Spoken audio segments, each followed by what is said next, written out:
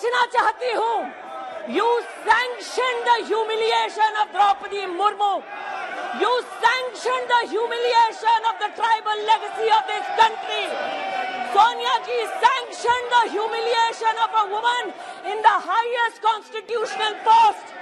Sonia ji sanctioned the humiliation of a poor woman who ascends to the highest office in this country.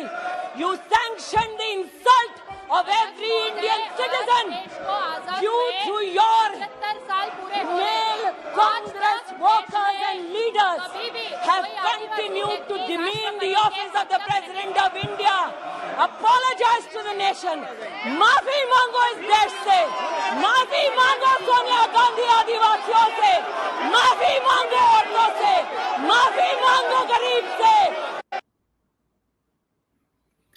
नमस्कार दोस्तों, ocean network में आपका स्वागत है। मैं हूं ओमकार चौधरी। आमतौर पर सदन के भीतर इस तरह के सीन बहुत रेयर देखने को मिलते हैं। मैंने भी लोकसभा और राज्यसभा को कवर किया है। एक एक्टिव जर्नलिस्ट के तौर पर दिल्ली में रहते हुए बहुत रेयर ऐसे दौर हुए हैं जब कोई नेता इस तरीके से भड़का हो, जैसे आज स्मृति ईरानी। कल स्मृति ईरानी सदन के भीतर भड़की हैं, और वो भी सोनिया गांधी पर और अधीर रंजन चौधरी पर। अधीर रंजन चौधरी मतलब लोकसभा में कांग्रेस संसदीय दल के नेता, और सोनिया गांधी यूपीए की चेयरपर्सन भी, अगर यूपीए अभी जिंदा है तो, क्योंकि इधर यूपीए की कोई बैठक हमने तो नहीं सुनी है। कांग्रेस की जरूर वो अंतरिम अध्यक्ष हैं। 1998 से अब 2022 आ गया है। बीच में जरूर 1-1.25 साल के लिए, 1.5 साल के लिए उनके सुपुत्र राहुल गांधी अध्यक्ष बने थे। वो हटे 2019 में, तो फिर सोनिया गांधी अध्यक्ष बन गई। लेकिन स्मृति ईरानी इस कदर क्यों भड़की, और उन्होंने इस देश के आदिवासियों से, इस देश की पूरी जनता से, सदन से, महामहिम राष्ट्रपति द्रौपदी मुर्मू से माफी मांगने की मांग क्यों की सोनिया गांधी से और अधीर रंजन चौधरी से भी? क्योंकि कुछ ऐसी घटनाएं हो रही हैं, लगातार हो रही हैं, जिनको पूरा देश देख रहा है कि कांग्रेस सारी सीमाएं, सारी मर्यादाएं, हर पद की गरिमा को तार-तार कर रही है, लांग रही है।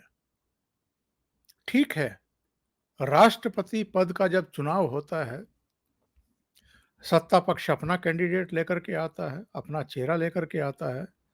विपक्ष को भी इस डेमोक्रेटिक प्रोसेस में ये पूरा हक है कि वो उसके खिलाफ एक कैंडिडेट लेकर के आए। यहां तक भी सब ठीक है, लेकिन जिस तरह के शब्दों का प्रयोग किया गया द्रौपदी मुर्मू के लिए, जिस तरह का रवैया रहा इससे पहले राष्ट्रपति रामनाथ कोविंद साहब के साथ कांग्रेस का और कुछ उसके सहयोगी दलों का, और जिस तरीके से अधीर रंजन चौधरी ने उनको राष्ट्रपत्नी कहकर के अपमानित करने की कोशिश की और मजाक उड़ा करके इसे बहुत हल्केपन में उड़ाने की कोशिश की, उससे न केवल भारतीय जनता पार्टी का शीर्ष नेतृत्व, बल्कि देश में भी जो आदिवासी हैं, जो गरीब हैं, जो नई निर्वाचित राष्ट्रपति में अपना स्वाभिमान, अपना अभिमान, अपना अक्ष देखते हैं, उनकी भावनाएं आहत हुई हैं।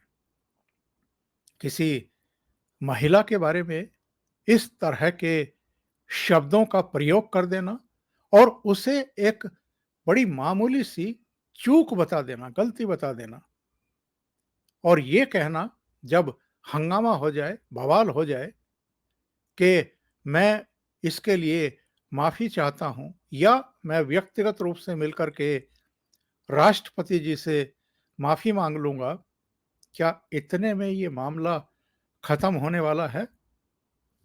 बात एक्चुअल में आगे निकल चुकी है और इतनी आगे निकल चुकी है कि अब कांग्रेस की समझ में नहीं आ रहा है कि ये जो उसका रवैया है कुल मिलाकर के, राष्ट्रपति के लिए भी, सुप्रीम कोर्ट के लिए भी, पार्लियामेंट के लिए भी, प्रधानमंत्री के लिए भी, वो उसको किस तरह आत्मघात की तरफ लेकर के जा रहा है।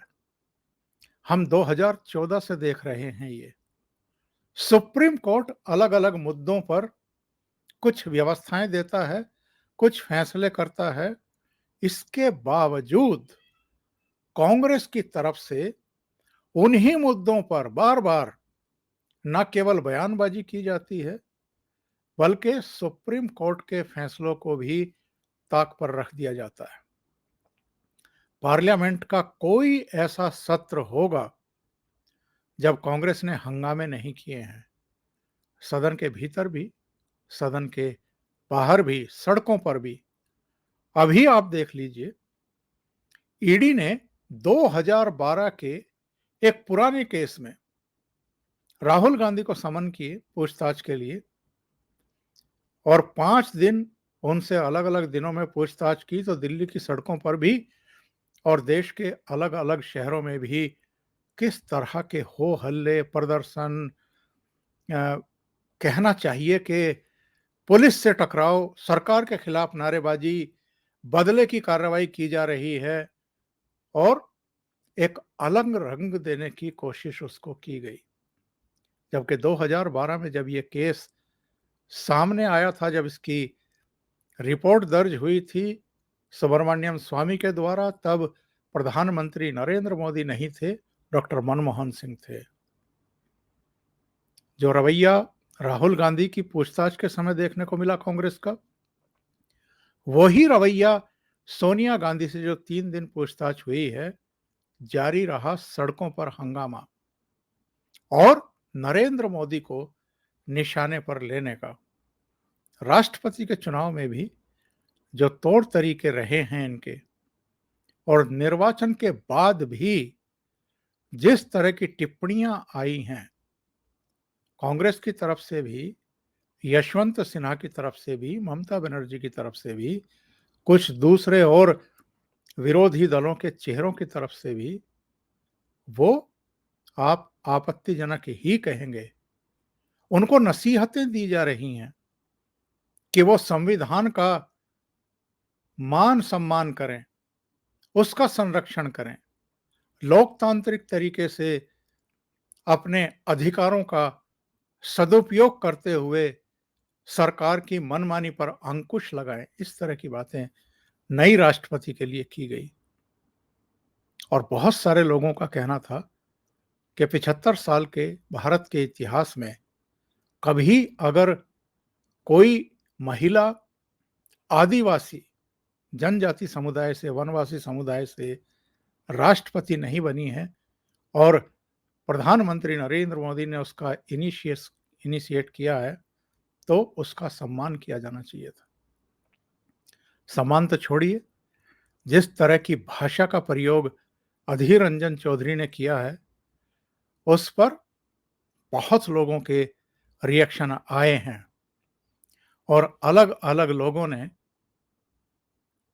और जो निर्मला सीतारमण का ये ट्वीट है कि सोनिया गांधी ने धमकाने वाले अंदाज में बात की, ये प्रकरण क्या हुआ?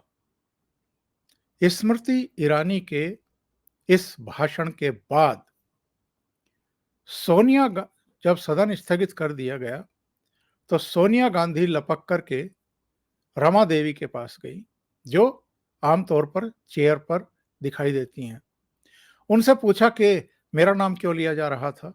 उनका नाम किसने लिया था? स्मृति ईरानी ने लिया था। स्मृति ईरानी ये सुनकर के वहां आ गई और उन्होंने सोनिया गांधी को बताया कि आपका नाम क्यों लिया जा रहा है, जो उन्होंने भाषण में भी उद्धृत किया था। और तब सोनिया गांधी का जो रवैया था स्मृति ईरानी को लेकर के, वो बहुत ही आपत्तिजनक बताया गया है। लगभग डांटने वाले अंदाज में वो भूल गई कि स्मृति ईरानी एक कैबिनेट मंत्री हैं मोदी सरकार में। वो भूल गई कि इनके बेटे को अमेठी में स्मृति ईरानी ने 55,000 वोटों के अंतर से हराया था 2019 में। और शायद वो सदन की जो मान्य परंपराएं हैं उनको भी भूल गई, और शायद इस तरीके से अपनी पार्टी में अपने नेताओं को, अपने मुख्यमंत्रियों को या अपने प्रधानमंत्रियों को ट्रीट करती रही होंगी। उन्होंने सोचा कि यहाँ भी आप, भले ही सदन की कार्रवाई स्थगित हो गई है, पर आप इस तरह का डांट डपट का रवैया अपना सकती हैं। लेकिन जो उस समय स्मृति ईरानी के और सोनिया गांधी के आसपास थे, और खुद रमा देवी ने भी बाद में इसकी पुष्टि कर दी कि इनका स्मृति ईरानी से ये कहना कि डोंट टॉक मी, और वो भी गलत तरीके से कहना, वही विवाद का विषय बना। और आज स्थिति ये है कि महिला आयोग सोनिया गांधी को नोटिस इश्यू कर चुका है, अधीर रंजन चौधरी को नोटिस इश्यू करके तलब कर चुका है। पूरी भारतीय जनता पार्टी एकजुट होकर के खड़ी हो गई है। पूरे देश से बयान आए हैं। अधीर रंजन चौधरी ने जो राष्ट्रपत्नी कहा है द्रौपदी मुर्मू को, इसको भारतीय जनता पार्टी ने एक बड़ा मुद्दा बना दिया है और कहा है कि आदिवासी महिला का केवल अपमान नहीं है, बल्कि राष्ट्रपति पद का भी ये सीधे सीधे अपमान है। बहुत सारी टिप्पणियां आई हैं।